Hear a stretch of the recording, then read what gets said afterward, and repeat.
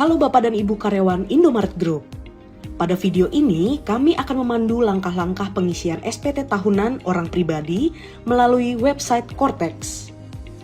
Apabila pajak sudah dipotong oleh perusahaan, umumnya status pelaporan akan nihil dan prosesnya relatif sederhana. Sebelum memulai, siapkan dokumen-dokumen sebagai berikut.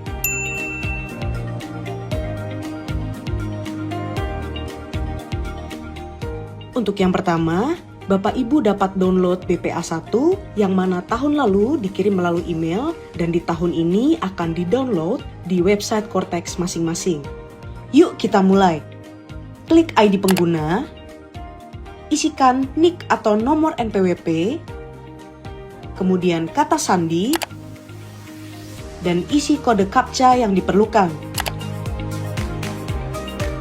Jika sudah, silakan klik login.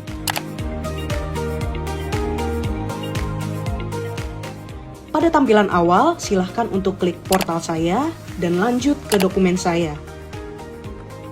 Di sini, klik refresh dokumen dan mencari bukti potong PPh pasal 21A1 atau BPA 1. Silahkan scroll ke kanan dan unduh. Berikut adalah tampilan BPA 1 yang sudah di-download. Dokumen ini menjadi acuan utama dalam pengisian SPT nanti.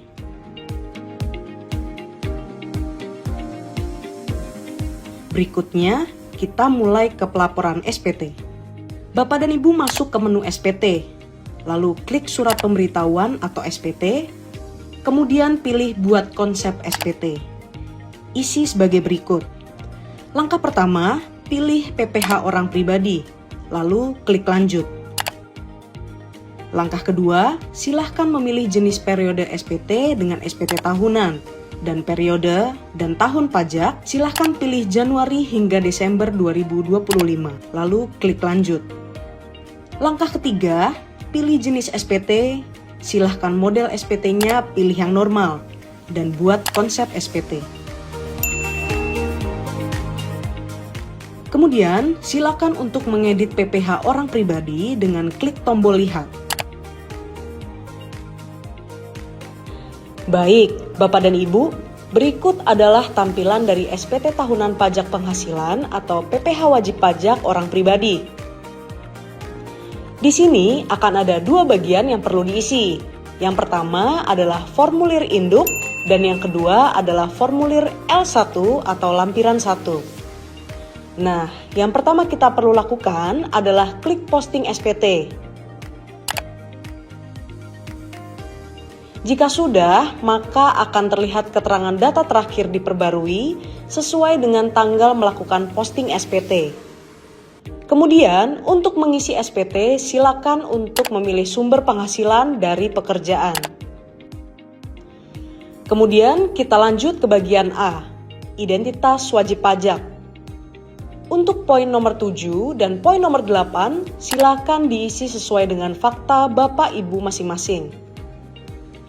Jika memilih untuk pisah harta atau memilih terpisah dengan suami atau istri, silakan diinput sesuai dengan realita yang ada. Jika sudah, silakan lanjut ke bagian B, ikhtisar penghasilan neto. Untuk poin 1A, silakan pilih ya. Poin 1B1, pilih tidak. 1C, pilih tidak. 1D, pilih tidak. Kemudian lanjut ke bagian C, penghitungan pajak terhutang. Untuk poin nomor 2 silahkan dilewati. Poin 3 silahkan pilih tidak. Poin 4 dilewati. Poin 5 silahkan sesuaikan dengan PTKP yang ada di BPA 1. Caranya silahkan Bapak Ibu untuk melihat BPA 1 masing-masing dan cari poin A5 status PTKP. Silakan sesuaikan dengan yang ada di BPA 1. Sebagai contoh pada video ini adalah TK0. Kemudian untuk poin nomor 6 silakan dilewati, 7 dilewati. Untuk poin nomor 8 silakan pilih tidak dan poin nomor 9 silakan dilewati. Kemudian lanjut ke bagian D, kredit pajak. Poin 10A silakan pilih ya. poin 10B, 10C silakan dilewati dan 10D pilih tidak. Lalu lanjut ke bagian E, untuk PPh kurang atau lebih bayar. Silakan Bapak Ibu cek pada nomor 11A dan 11C, di mana jika memang masih menampilkan angka bukan 0, maka status SPT dapat dipastikan kurang atau lebih bayar. Namun tidak masalah, nanti kita akan bahas langkah berikutnya untuk menyesuaikan di bagian E berikut ini.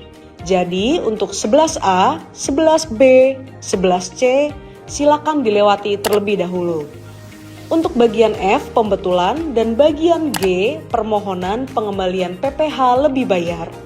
Ini keduanya silakan untuk dilewati. Kita lanjut di bagian H, angsuran PPh pasal 25 tahun pajak berikutnya. Untuk poin 13A, pilih tidak. Untuk 13B, pilih tidak. 13C, pilih tidak. Kemudian untuk bagian I, pernyataan transaksi lainnya, untuk 14A silahkan dilewati. 14B, pilih tidak. 14C, pilih tidak. 14D, pilih tidak. 14E dan 14F silahkan dilewati. 14G, pilih tidak. Dan 14H juga dilewati. Untuk bagian J, lampiran tambahan. Di sini untuk poin A hingga poin E silahkan pilih tidak. Kemudian kita lanjut untuk bagian K, pernyataan.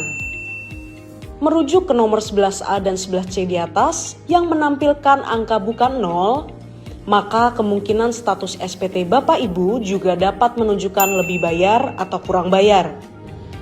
Di mana pada video ini menunjukkan status lebih bayar. Ini tidak masalah. Dapat dilanjutkan untuk mencentang pernyataan dengan menyadari sepenuhnya akan segala akibatnya, termasuk sanksi-sanksi sesuai dengan ketentuan perundang-undangan yang berlaku. Saya menyatakan bahwa apa yang telah saya beritahukan di atas beserta lampirannya adalah benar, lengkap, dan jelas. Silahkan klik simpan konsep dan nantinya kita akan membuat status SPT ini menjadi nihil. Caranya, silahkan kembali ke form L1. Kemudian kita cek untuk harta pada akhir tahun pajak, hutang pada akhir tahun pajak, daftar anggota keluarga, hingga poin E daftar bukti pemotongan, ataupun pemotongan PPh ini sesuai dengan pelaporan pada SPT tahun 2025 ini. Nah, kita lewati dulu untuk bagian A, bagian B, bagian C. Kita fokus langsung ke bagian D, penghasilan neto dalam negeri dari pekerjaan. Di mana tugas kita adalah kita mengecek untuk penghasilan neto dalam negeri dari pekerjaan ini untuk jumlah penghasilan bruto, kemudian pengurangan penghasilan bruto atau biaya, dan juga penghasilan neto itu sesuai dengan bukti potong BPA 1. Caranya, kita cek pada BPA 1 kita. Kemudian, untuk poin nomor 8, jumlah penghasilan bruto 1 sampai dengan 7 silahkan dicocokkan. Apakah sudah sesuai atau belum? Jika sudah sesuai, maka kita bisa mengecek pengurangan penghasilan bruto atau biaya, di mana pada BPA 1 kita dapat merujuk ke poin nomor 12, jumlah pengurangan. Jika jumlahnya sudah selesai, maka terakhir kita mengecek untuk penghasilan neto. Di mana untuk penghasilan neto dapat dicek kembali pada poin nomor 13. Jumlah penghasilan neto 8 sampai 12 itu jumlahnya sudah sama. Jika memang semua data yang ada pada Korteks ini sudah sesuai dengan BPA 1, maka kita bisa melanjutkan ke bagian yang E. Nah, untuk bagian E, silahkan kita dapat memeriksa kepada penghasilan bruto dan PPh yang dipotong atau diinput. Fokus kepada nama pemotong dari PT Indomarko Prismatama atau PT di tempat Bapak Ibu bekerja. Di mana untuk penghasilan bruto silakan untuk dicek pada poin nomor 8 di BPA 1 ini. Pastikan untuk penghasilan bruto yang tertampil itu sama dengan jumlah yang ada di BPA 1. Kemudian, untuk PPh yang dipotong, silahkan kembali ke formulir BPA 1 dan sesuaikan dengan poin nomor 21. Pastikan untuk angkanya sama. Jika sudah sama, maka Bapak Ibu tidak perlu mengedit daftar bukti pemotongan atau pemotongan PPh. Sebagai contoh, pada video ini Bapak Ibu dapat lihat di sini. Ada data yang tidak sesuai dengan daftar bukti pemotongan ini, silakan Bapak Ibu hapus agar tidak menjadi double data. Kemudian Bapak Ibu silakan untuk mengisikan harta yang Bapak Ibu miliki sesuai dengan tahun perolehan pada pelaporan SPT tahun 2025. Sebagai contoh, ini ada harta bergerak yang sudah Bapak Ibu laporkan. Dan kita kembali ke formulir induk dan mengecek kembali ke bagian E, PPh kurang atau lebih bayar. Pastikan untuk poin 11A dan poin 11C, angkanya menunjukkan angka 0. Maka, jika sudah, Bapak Ibu dapat melakukan bayar dan lapor. Jika sudah, maka akan muncul pemberitahuan sebagai berikut. Lalu klik tutup. Akan muncul tanda tangan dokumen. Di sini, silahkan untuk jenis penandatanganannya, kemudian penyedia penanda tangan, dan ID penanda tangan. Itu semua sudah terinput secara otomatis. Yang perlu kita isi adalah kata sandi penanda tangan. Jika semua sudah dirasa clear, maka bisa dikonfirmasi tanda tangan.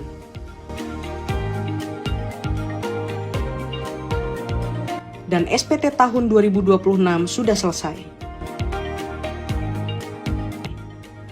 Dengan demikian Bapak Ibu, untuk SPT tahunan jika sudah selesai maka akan muncul kategori model SPT normal dan sudah dilaporkan.